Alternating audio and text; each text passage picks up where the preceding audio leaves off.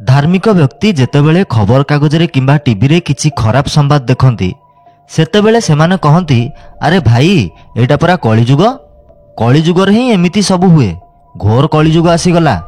किंतु प्रश्न उठुछि कौन प्रकृत रे कलिजुग नारे कौनसी जुग अछि?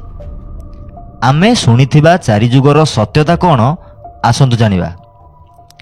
इस्लाम ख्रीष्टियान धर्म किंबा यहूदी धर्म रे जुगर कौनसी अवधारणा नाही। एही आब्राहाम धर्मगुड़िकर कहिबा अनुसारे सर्वप्रथमे आदम एवं इव पृथ्वी रे पड़ीगले एवं परे सेमानंकर संतान हेले। सेमानंकर पिलामाने परस्पर को विवाह कले एवं परे बानु एवं आदम एक गोष्ठी सृष्टि कले। समय अंतराल रे एही परिवार धीरे धीरे बड़ हेबाकु लागिले एवं एही समय रे ए सबु परिवार मध्यरे विभिन्न प्रतिकूल परिस्थिति आसुथुला। प्रत्येक गोष्ठी रे भविष्यतविद वक्ता माने मध्य आसीबाकु लागिथिले। मूसांकु जेउ माने विश्वास करुथिले सेमानंकु यहूदी कुहागला। जेउ माने जीसुंकु विश्वास करुथिले तांकु ख्रीष्टियान कुहागला एवं शेषरे 6ठ शताब्दी रे जणे भविष्यत वक्ता हजरत मोहम्मद आसीथिले तांकु विश्वास करुथुवा लोकमानंकु मुसलमान कुहागला। एही तीनिटी बड़ धर्म रे पृथ्वी रे जीवनर आरंभ एवं मनुष्य विकासर अवधारणा प्रायतः समान। एहार अर्थ हेउची एही तीनोटी प्रमुख धर्म आदम एवं ईव कठारु आरंभ होइथिबा सृष्टिर उत्पत्ति विषय रे मिछ मनगड़ा कहानी उपरे आज भी विश्वास करती एवं एही मनगड़ा कहानी उपरे एही तीनोटी धर्मर मूलदुआ सृष्टि होइथिला एवं तापरे एही पृथ्वीर समस्ते किए जाने भगवान 2 दिन रे दुनिया को तैयारी कले। तापरे दुनिया रे सबु जीवजंतु को सृष्टि करदेले। भगवान केबे ए सबु गढ़ी ताहा काहाकु जणा नाही। तेणु ईसाई मानक कहिबा अनुसारे 6000 वर्ष तळु पृथ्वी सृष्टि होईची। यहूदी मानक कहिबा अनुसारे सृष्टि मूसांक ठारू प्राय 5000 वर्ष पूर्वरु पृथ्वी सृष्टि होईची एवं इस्लाम धर्म अनुजाई शेष भविष्यत वक्ता हजरत मोहम्मद को पई ए पृथ्वी सृष्टि होईची। एही भली मिछ काल्पनिक मनगड़ा कहानी सबु एही तीनिटी धर्मर धर्मग्रंथ रे भर्ती होई रहिची। किंतु ब्राह्मण धर्म अर्थात तथाकथित हिंदू धर्म अनुसारे एही अवधारणा किछि अलगा देखिबाकु मिले। यद्यपि हिंदू धर्म रे आदम एवं ईव को धारणा विषय रे कौनसी कथा नहीं, किंतु मिछ गालु गप शुणैबारे हिंदू धर्म भी पछरे नहीं। ब्रह्मांड केबे एवं केमिति सृष्टि हैला से संबंध रे हिंदू धर्मर अलगा अलगा ग्रंथ रे अलगा अलगा कथा व्याख्या देखिबाकु मिले। किंतु मुख्यतः चारि जुगर परिकल्पना हेउची हिंदू धर्मर मौलिक दर्शन। हिंदू धर्म रे सृष्टि ठारू आरंभ करी वर्तमान पर्यंत चारि जुगरे विभक्त करा जाइछि, जेमिति कि सत्य जुग, त्रेतया जुग, द्वापर जुग आउ कली जुग। हिंदू मान्यता अनुसारे सबुटु प्रथमे सत्य जुग थिला, जेउ समय रे केवल सत्य ही थिला एवं तापरे त्रेतया जुग आसिला। एही समय रे सत्य साथी रे असत्यर प्रवेश आरंभ होइतिला। तापरे द्वापर जुग आसिला, जेउथिरे अधा सत्य एवं अधा मिछ रहिथिला। तापरे कलिजुग आसिला, जेउ समय रे खाली असत्य, अन्याय, अत्याचार, हिंसा, गंडगोल बढ़ी चलिला। हिंदू पुराण शास्त्र अनुजाई ब्रह्मा सृष्टि रचना करथिले।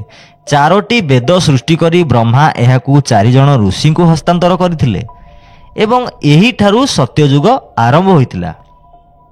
सत्ययुग पाखापाखि 17,28,000 वर्षर एक जुग थिला।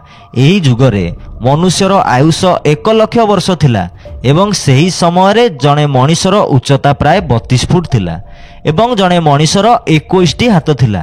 कुहा जाए एही जुगरे पापर परिमाण 0% थिबा बेले पुण्यर परिमाण 100% थिला।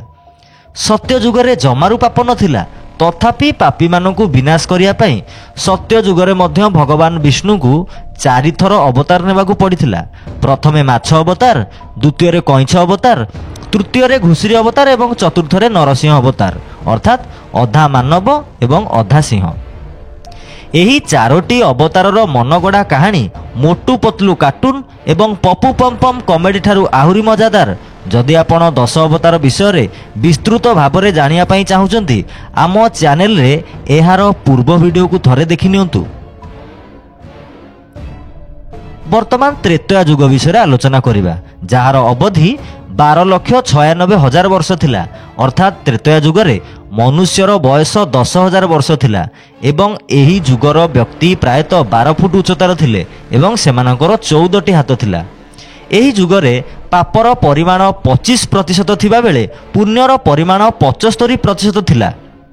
किंतु एही युगरे मध्य पापी मानकु विनाश करिया पई विष्णु को 3 थर अवतार नेबाकू पड़िथिला। प्रथमे वामन अवतार, द्वितीय परशुराम अवतार एवं तृतीय राम अवतार। एथिरु प्रमाणित हेउची 25% पाप आगरे 75% पुण्यर कौनसी मूल्य नाही, जेउथि पई विष्णु को अवतार नेबाकू पड़िला।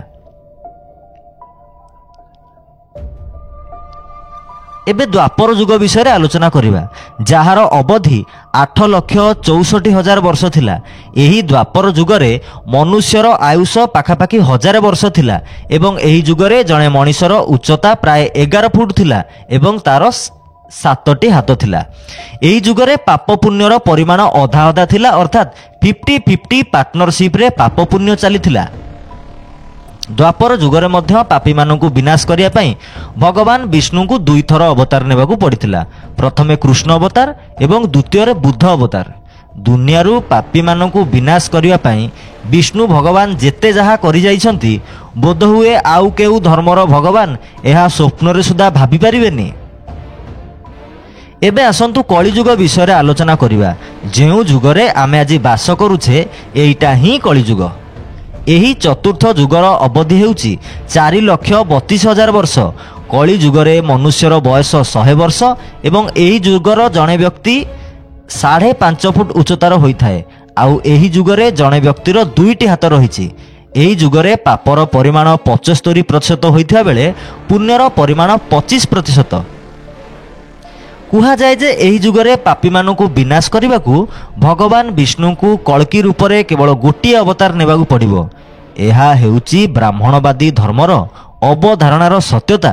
सबुठारु बड़ आश्चर्यर कथा हेउची आज भी लोक माने एही 4 युगर गालु गप को विश्वास करि आसुछंती एवं आजिर एही वैज्ञानिक युग को कली युग बोली कहि एहाकू निंदा करिबार लागिछंती। एबे ए विषय विज्ञान कौन कहूची आसंतु जानिबा। विज्ञान पृथ्वीर इतिहास को 4 इयन रे विभक्त करे। एही 4 इयन को परे इरास रे विभक्त करा जाइछि एवं इरास को समय रे विभक्त करा जाइछि। आसंतु प्रथमे इयन विषय जानिबा। पृथ्वीर सृष्टि ठारू आजि पर्यंत ए सबु बुझिया पई 4टी इयन विषय जानिनेबा निहाती जरूरी। एही 4टी इयन हेउची हेडियन, आर्कियन, प्रोटेरोजोइक एवं फेनोरोजोइक। प्रथम इयन हेउची हेडियन। एही समय मध्यरे सूर्य निजर निर्माणर शेष पर्यायर थिला एवं एहार अवशिष्ट आवर्जना शह शह ग्रहर रूप नेबाकू आरंभ करिथिला। एही शह शह ग्रह मध्यरु गोटिए हेउची आमर ए पृथ्वी। एहा 4.5 बिलियन रु 3.8 बिलियन वर्ष पूर्वरु सृष्टि होई सारिथिला। एही समय को हेडियन इयन बोली कहा जाए। 70 कोटी वर्षर एही हेडियन समय रे एही अंधकार अवस्था पृथ्वीर दृढ़ पृष्ठभूमि सृष्टि होगा लगिला। सेही समय रे लगातार उल्कापात हेउथिला एवं बहु मात्रा रे आग्नेयगिरी गुड़िकर भयंकर विस्फोरण जारी रहिथिला। एही समय रे समुद्र मध्य सृष्टि होइथिला।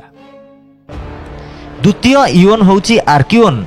प्राय 3 बिलियन वर्ष एवं 2.5 बिलियन वर्ष मध्य एही समय को आर्कियन इयन बोली कहा जाए। सेही समय पृथ्वी प्रायतः ठंडा हो सारी गोटे समय थिला जेउथिरे परिवेश रे अम्लजान एवं ओजन स्तर नथिला। एहा सत्वे पृथ्वी रे प्राथमिक जीवन आरंभ हो सारी प्राय 2 बिलियन 500 नियुत वर्ष पूर्वरु आर्कियन इयन शेष होइथिला एवं प्रोटेरोजोइक इयन आरंभ होइथिला। यह हेउची पृथ्वीर इतिहासर सेही युग जहा 2.5 अरब वर्षरु 540 ନିୟୁତ ବର୍ଷ ଯାଏଁ ଚାଲିଥିଲା। ଏହି ସମୟରେ ପୃଥିବୀରେ ମହାଦ୍ୱୀପ ବିକାଶ ଆରମ୍ଭ ହୋଇଥିଲା ଏବଂ ଏହି ସମୟ ମଧ୍ୟରେ ପୃଥିବୀର ପରିବେଶରେ ଅମ୍ଳଜାନ ଅନ୍ତର୍ଭୁକ୍ତ ହୋଇସାରିଥିଲା। ଏକକୋଷୀ ଜୀବଠାରୁ ଆରମ୍ଭ କରି ବହୁ କୋଷ ଥିବା ଜୀବମାନଙ୍କ ବିକାଶ ଏହି ସମୟରେ ଘଟିଥିଲା। ଏହି ସମୟରେ ଛୋଟ ମାଳଦ୍ୱୀପ ଲରେନ୍ସିଆ, ବାଲ୍ଟିକା, ସାଇବେରିଆ ଏବଂ ଗୋଣ୍ଡୱାନା ବିକଶିତ ହୋଇଥିଲା। ପ୍ରାୟ 54 କୋଟି ବର୍ଷ ପୂର୍ବରୁ ପ୍ରୋଟେରୋଜୋଇକ୍ ଇଓନ୍ ଶେଷ ହୋଇଥିଲା ଏବଂ ଫେନୋରୋଜୋଇକ୍ ଇଓନ୍ ଆରମ୍ଭ ହୋଇଥିଲା।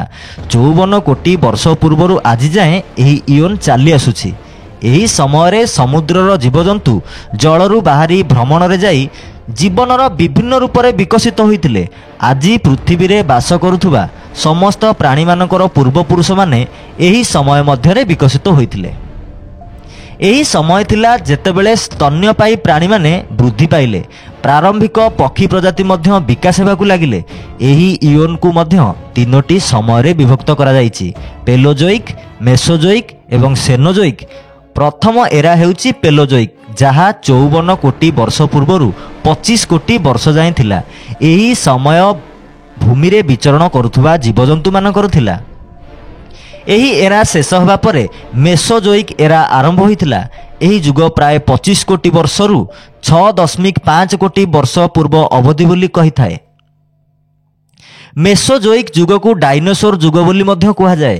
ଏହି ସମୟରେ ଶହ ଶହ ପ୍ରଜାତି ବୃଦ୍ଧି ପାଇ ମରିଯାଇଥିଲେ। ଏହି ଏରାର ଶେଷ ସହିତ ସିନିଓଜୋଇକ୍ ଏରା ଆରମ୍ଭ ହୋଇଥିଲା। ଆସନ୍ତୁ ଜାଣିବା, ଏହା 6.5 କୋଟି ବର୍ଷ ପୂର୍ବରୁ ଆରମ୍ଭ ହୋଇଥିଲା। ଏହି ଯୁଗ ଏ ପର୍ଯ୍ୟନ୍ତ ଚାଲିଛି। ଆମେ ଆଜି ଏହି ଯୁଗରେ ଅଛୁ। ଯେପରି ମୁଁ ପୂର୍ବରୁ କହିଛି ଯେ ବୈଜ୍ଞାନିକମାନେ ପ୍ରକୃତରେ ପ୍ରାମାଣିକ ଇତିହାସ ବୁଝିବାକୁ ଚେଷ୍ଟା କରି ଆସୁଛନ୍ତି। ଏହି ଧାରଣା ଶହ ଶହ ବର୍ଷର ବୈଜ୍ଞାନିକ ଗବେଷଣା ଅଧ୍ୟୟନ ଉପରେ ଆଧାରିତ ଏବଂ ଏହି ଅଧ୍ୟୟନ ଏବଂ ପରୀକ୍ଷଣର ଫଳାଫଳ ହେଉଛି ବିଜ୍ଞାନର ନିର୍ମିତ ଅତ୍ୟାଧୁନିକ ଉପକରଣ ସବୁ।